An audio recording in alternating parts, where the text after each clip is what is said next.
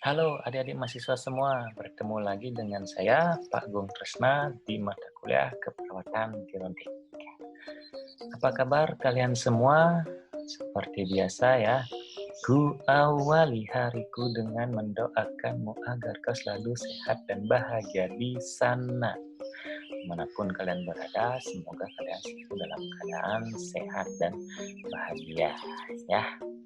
Oke, untuk hari ini kita bertemu lagi di ruang kelas keperawatan gerontik ya.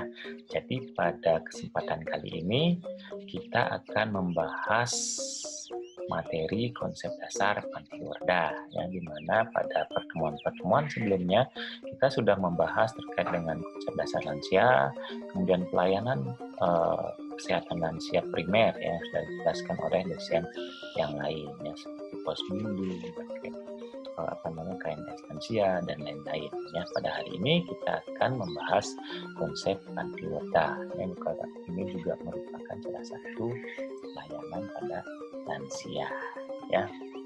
Oke, untuk mempersingkat waktu kita langsung saja ya mulai materi ya. Ini silakan dibaca sendiri ya untuk profil dosen ya. Kemudian adapun subtopik bahasan kita pada hari ini yang pertama itu adalah kita akan membahas topik terkait dengan pengertian Pantiwerda. Nah, jadi apa sih itu Pantiwerda? Ya, yang bahasa awamnya kan sering disebut Pantiwerda kan awam. Kemudian tujuan dibentuknya atau adanya Pantiwerda, kemudian sasaran pembinaan di Pantiwerda, kemudian jenis-jenis pelayanan di Pantiwerda, dan yang terakhir adalah fase-fase pelaksanaan kegiatan di Pantiwerda. Itu 5 topik inilah yang akan kita bahas. Termasuk 5 subtopik yang akan kita bahas pada pertemuan hari ini. Ya. Oke, langsung saja ke pendahuluan. Ya. Jadi seperti apa yang sudah saya jelaskan pada pertemuan sebelumnya, yang di konsep besar lanjut usia, ya, itu sudah banyak sekali kita singgung. Ya. Jadi semakin tua umur seseorang, maka persentase untuk mengalami kesulitan dalam memenuhi kebutuhan sehari-hari juga meningkat. Kondisi ini akan meningkatkan ketergantungan lansia untuk memenuhi kebutuhannya. Ya. Lansia yang memiliki keluarga dan tinggal bersama, semua permasalahan yang terjadi mungkin akan dapat diatasi dan dapat dibantu oleh keluarga. Ya.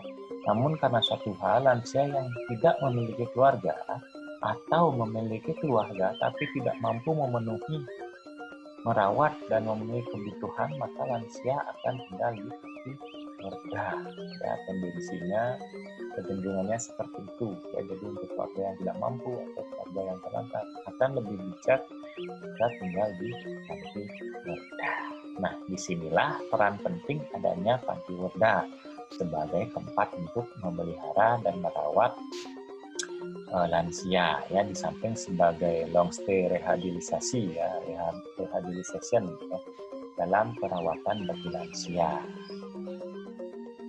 Nah, keberadaan Pantiwerda untuk menampung para lansia di Indonesia merupakan salah satu bentuk perhatian dari pemerintah. Ya, selain dari pemerintah, banyak juga dari lembaga-lembaga swasta yang mendirikan Pantiwerda, ya, yang sering disebut Panti ya. Nah, di sini yang menjadi problem sekarang adalah sering sekali masyarakat atau lansia beranggapan bahwa lansia itu Pantiwerda atau Panti Jompo itu adalah tempat pembuangan. Ya, jadi mereka yang ke sana berarti mereka merasa dibuang, merasa tidak berguna, mereka tidak berharga. Kebanyakan dari mereka mengalami harga diri rendah. Padahal sebenarnya tidak. Ya, di mana Pantiwerda itu merupakan long stay rehabilitation yang menjaga tetap kehidupan bermasyarakat lansia, menjaga martabat lansia, dan menjaga kesehatan lansia baik secara fisik dan ya, itulah nanti yang akan kita bahas pada pertemuan kali ini. Kita akan berampas kupas tuntas ya semua terkait dengan Pantiwerda atau ya. Oke, sampai di sini saya rasa sudah bisa dipahami. Ya, oke, lanjut untuk pengertian Pantiwerda. Kira-kira ada yang tahu apa itu Pantiwerda? Tahu dong ya?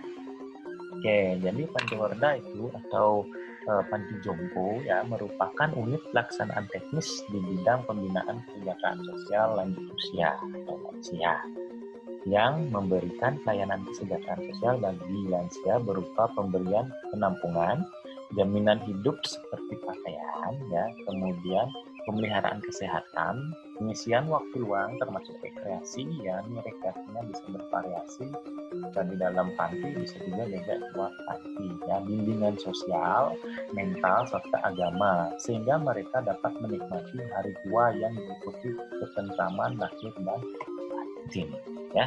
Itulah fungsi dari panti. Nah, saya rasa bisa dipahami ya dan tidak sulit untuk dipahami. Nah, tujuan Panti Werda, apa sih tujuan dibentuknya Panti Werda? Ada di mahasiswa yang tahu? Ya, benar sekali ya. Jadi di sini tujuan Panti Werda itu ada dua ya, tujuan umum dan tujuan khusus ya. Di mana tujuan umumnya itu adalah tercapainya quality of life, kualitas hidup dan kesejahteraan para lansia yang layak dalam tata kehidupan bermasyarakat, berbangsa dan negara berdasarkan nilai-nilai budaya bangsa ya, sehingga mereka dapat menikmati hari tuanya dengan tentram, lahir dan batin. Nah, kemudian tujuan khususnya adalah bisa memenuhi kebutuhan dasar pada lansia ya. Jadi kebutuhan dasar sesuai dengan kebutuhan Maslow ya, 14 kebutuhan Anderson, sudah kalian pelajaran di kebutuhan dasar perawatan ya. Jadi kebutuhan dasar manusia yang umum ya, makan, minum ya, istirahat tidur ya, memenuhi kebutuhan rohani pada lansia sembahyang ya, memenuhi kebutuhan keperawatan dan kesehatan lansia, memenuhi kebutuhan keterampilan pada lansia. Jadi di Panti Werda lansia tetap bisa berkreativitas ya, membuat sebuah keterampilan di mana nanti hasil keterampilan itu akan dijual sehingga memiliki nilai ekonomis, di mana bisa menjadi sumber ekonomi atau pendapatan bagi lansia. Kemudian yang terakhir, meningkatkan peran serta keluarga masyarakat dalam upaya penyelesaian bisa di jadi peran keluarga dan masyarakat juga ya, terutama untuk keluarga yang menitipkan lansianya di Panti Werda serta masyarakat khususnya masyarakat lokasi ya.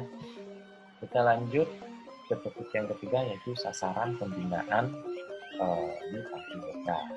Sasaran pembinaan di Panti Werda ya, tentu saja yang pertama adalah lanjut usia ya, yang berusia 60 tahun ke atas, tidak berdaya, mencari nafkah sendiri untuk kelangsungan hidupnya, tidak mempunyai keluarga atau memiliki keluarga tetapi tidak mampu memelihara lansia tersebut ya. Kemudian keluarga, masyarakat dan instansi terkait seperti Departemen Agama, Dinas Kesehatan, pemerintah daerah dan lain ya. Kemudian untuk jenis-jenis pelayanan di Panti Werda, yang pertama itu ada usaha pelayanan promotif ya, kemudian upaya preventif, kuratif dan rehabilitatif ya. Yang pertama yaitu jenis-jenis pelayanan kesehatan di Panti Werda ya. Jadi untuk jenis-jenis pelayanan di Panti Werda, yang pertama adalah upaya promotif ya, di mana upaya promotif merupakan upaya untuk menggairahkan semangat hidup dan meningkatkan derajat kesehatan lansia agar tetap produktif, berguna ya, baik bagi dirinya, keluarga maupun bagi masyarakat. Dalam upaya promotif di sini biasanya dilakukan kegiatan-kegiatan seperti penyuluhan kesehatan atau pelatihan bagi petugas panti mengenai hal-hal masalah gizi dan diet bagi lansia, perawatan dasar kesehatan lansia, perawatan kasus darurat pada lansia, mengenal kasus gangguan jiwa pada lansia, olahraga dan teknik-teknik komunikasi ya. Kemudian ada juga bimbingan rohani pada lansia, kegiatan rohani ya seperti sarasehan, pembinaan mental dan ceramah, keagamaan ya, pembinaan dan pengembangan pada lansia di Panti Werda. Selain itu, rekreasi dan kegiatan lomba antar lansia di dalam ataupun di luar panti werda.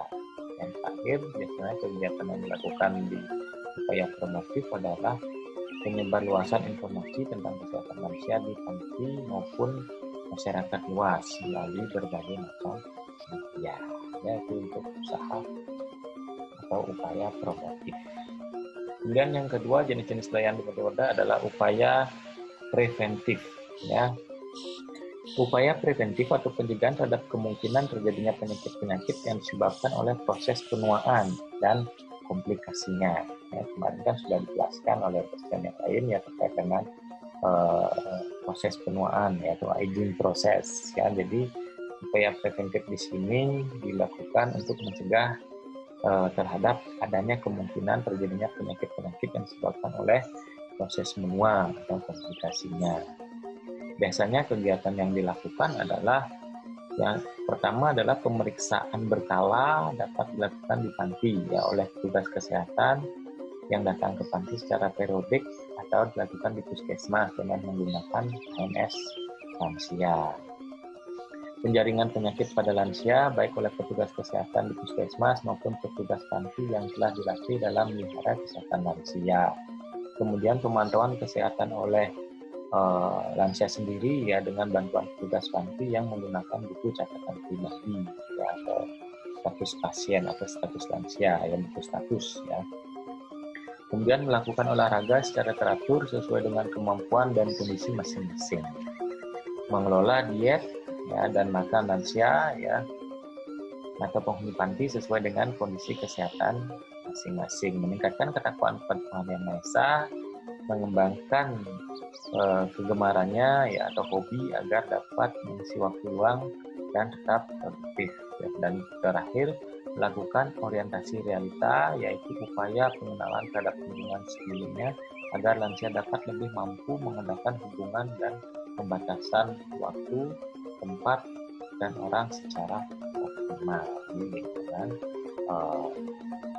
tempat tinggalnya ya dari lingkungan ya. Itu adalah upaya preventif atau pencegahan.